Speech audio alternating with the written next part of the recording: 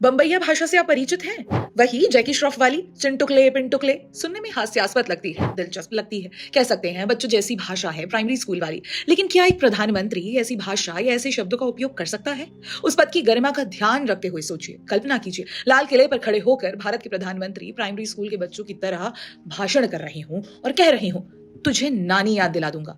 इस पंक्ति को, इस कल्पना को 1 मिनट के लिए अपने जहन में रखिए। मैं पहले संदर्भ दे दूं कि आखिर में मैं क्या कह रही हूं और क्यों।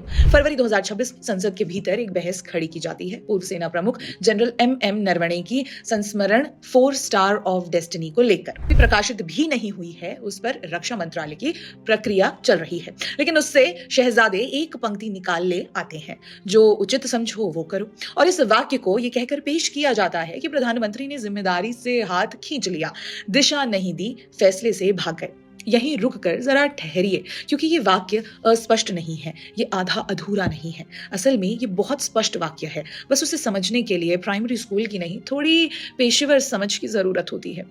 आधुनिक सैन्य सोच में इसे कहते हैं ऑपरेशनल फ्रीडम। राजनीतिक नेतृत्व लक्ष्य तय करता है, जोखिम उठाता है और मैदान में मौजूद पेशेवरों को यह भरोसा देता है कि वो हालात के अनुसार फैसला ले। दुनिया भर में शिकायत यही रहती है कि नेता सेना को माइक्रो मैनेज करते हैं। यहाँ उल्टा हुआ और वही समस्या बना दी गई। तो सवाल उठता है, इस साफ बात को घुमा क्यों दिया गया? शायद इसलिए क्योंकि राजनीति की एक परंपरा है जहां नेतृत्व का मतलब होता है मंच से दहाड़ना। अब शुरुआत में जो आपने कल्पना की थी वो हकीकत बन जाती है। लाल किला, राजीव गांधी का भाषण और कहा जाता है पाकिस्तान को उसकी नानी याद दिला देंगे। एक प्रधानमंत्री की ऐसी भाषा होती है। असर तो केवल तालियों तक सीमित था और कूटनीति वो भाषण के शोर में कहीं गुम हो गई।